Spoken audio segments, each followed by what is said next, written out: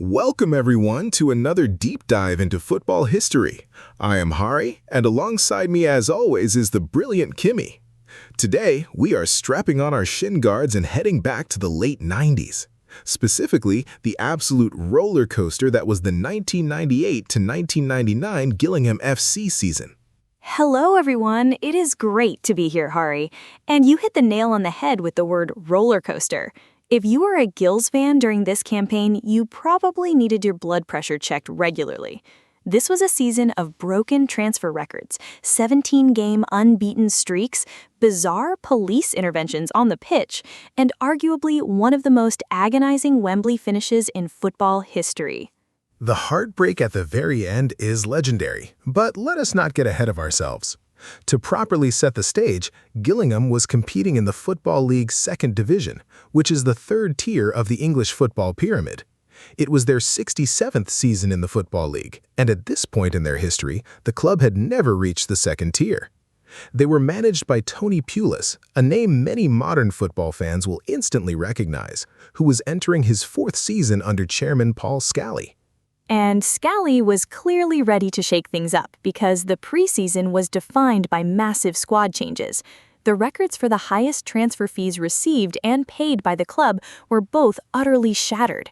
First, Jimmy Corbett, an exciting 17-year-old attacking midfielder, moved to Blackburn Rovers for an initial fee of £525,000. There were clauses that could have doubled that fee, but tragically, injuries limited Corbett's time at Blackburn, so Gillingham never saw the extra cash. It's always tough when a young talent struggles with injuries like that. However, the club received a massive windfall when their top goalscorer from the previous season, Ade Ekenbi, joined Bristol City for £1.2 million. That was a brand new record for the highest fee received by Gillingham. Adjusted for inflation to 2025 standards, that's around £2.5 million. Pulis and Scally didn't just sit on that money, though. They broke the club's incoming transfer record by signing Robert Taylor from Brentford for £500,000. They were not done spending either. They also brought in John Hodge, Mark Saunders, and Paul Williams. And speaking of changing things up, the club even altered their aesthetic. They swapped their plain blue shirts for blue and black stripes. Scally actually noted in the matchday program that the last time they wore striped shirts was during their 1995 to 1996 promotion season. He was clearly hoping for some sartorial superstition to work its magic. Unfortunately, the magic did not kick in immediately. In fact, their start to the season was pretty disastrous. Gillingham lost their opening home game 1-0 against Walsall. Their next three matches were draws. By that point, they were sitting uncomfortably in 18th place out of 24 teams. And one of those draws, a goalless match against Bristol Rovers, descended into complete chaos. Chaos is an understatement. That match featured a massive brawl involving almost every single player on the pitch. Barry Ashby and Adrian Pennick were both sent off for Gillingham, along with two Bristol Rovers players. It was a very gritty, turbulent start. But the tides began to turn in late August when they brought in forward Carl Asaba from Reading. And guess what? They broke their transfer record again, paying £600,000 for him. Asaba proved to be worth every penny.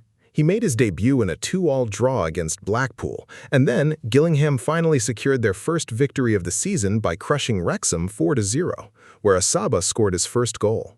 But consistency was still an issue. They dropped their next two games and fell right back down to 18th place. It was in mid-September that the true turnaround began.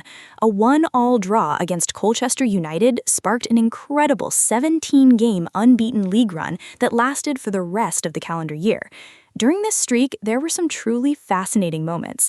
For instance, before a match against Preston North End, the players were presented to Sepp Blatter, the FIFA president, who happened to be there to open the National Football Museum. That is such a wonderfully random piece of trivia.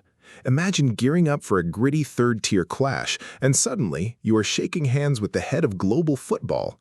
And speaking of random, the very next game against Macclesfield Town featured the grand entrance of their new club mascot, Tommy T. Trueblue. How did he arrive? By helicopter, naturally. Only in the 90s, while the mascot was flying high, Asaba was doing the same on the pitch. He scored in 5 consecutive games between October and November. Meanwhile, their other big signing, Robert Taylor, was actually facing a lot of criticism. He had only scored 3 league goals at that point, and some supporters were quite vocal, claiming he was out of shape and a complete waste of that massive £500,000 transfer fee. The fans were definitely restless about Taylor, but the team kept grinding out results. In late November, they traveled to play Manchester City.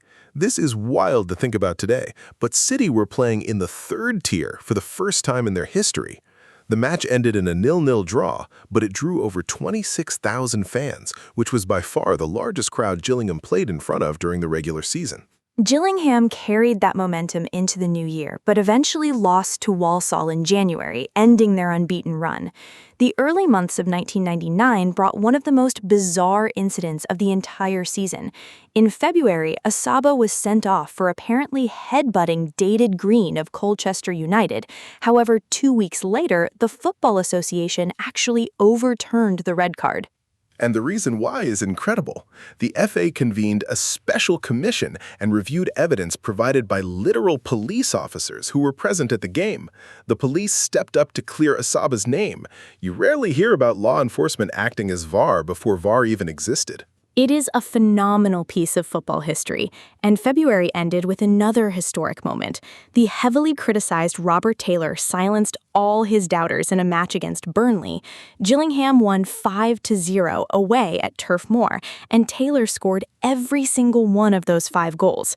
It was their best ever away win in the Football League, and the first time a Gills player had scored 5 in a match since Fred Cheesemer did it against Merthyr Town all the way back in 1930. What a perfect way to answer your critics. As the season drew to a close, they brought in Kevin Lisby on loan from Charlton, who added vital goals. By April, Sky TV even broadcasted a game live from Priestfield for the very first time. Despite a late wobble where they lost 3 games in a row, including a home loss to Manchester City in front of a record home crowd of 10,400, they managed to finish 4th in the table. This secured their spot in the promotion playoffs. The playoff semifinals pitted them against 5th-place Preston North End. After a tense 1-1 draw in the first leg, Gillingham won the return leg 1-0 thanks to an early goal from captain Andy Hessenthaler and a phenomenal full-length diving save by goalkeeper Vince Bartram. That victory punched their ticket to Wembley Stadium for the first time in the entire history of the club. This is where the story turns into a genuine footballing tragedy. They face Manchester City at Wembley. The match is incredibly tense and remains scoreless until the 81st minute. Carl Asaba finally breaks the deadlock, putting Gillingham ahead. Just 5 minutes later, Robert Taylor adds a second. It is the 86th minute. Gillingham are 2-0 up. The fans are ecstatic. Promotion to the 2nd tier feels completely guaranteed. But Manchester City pulls off a miracle, or a nightmare, depending on what colors you were wearing. Kevin Horlock scored in the 90th minute to halve the deficit. Then, in the 5th agonizing minute of injury time, Paul Dickhoff scores the equalizer to make it 2-2. The sheer psychological devastation of conceding that late must have been unimaginable for the Gillingham players. It broke them. The game went into extra time, but no more goals were scored. It all came down to a penalty shootout, which City won 3-1. Manchester City went up, and Gillingham were left completely shattered. Despite Asaba finishing with 22 goals across all competitions and Taylor with 21, the season ended in the most bitter disappointment.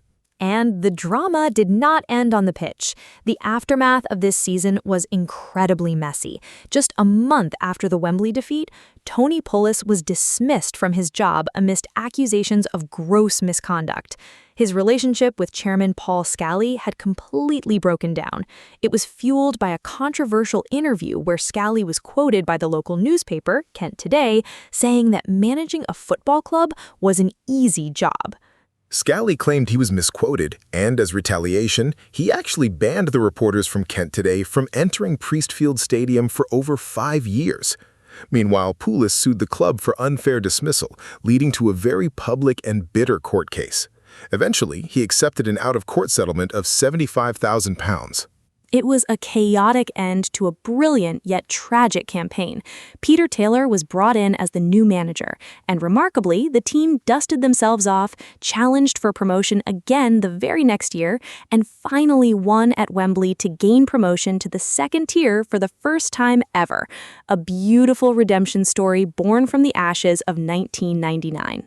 A perfect redemption arc indeed. The 1998 to 1999 season will forever be remembered for its wild highs, its brutal lows, and the sheer unpredictability of lower league English football. Thank you all for joining us on this fascinating journey through time. We cannot wait to share more incredible football stories with you next week. Take care, everyone. This episode is based on the Wikipedia article 1998-99 Gillingham F.C. season, which is available under the Creative Commons Attribution Share-alike license. This podcast was crafted using artificial intelligence.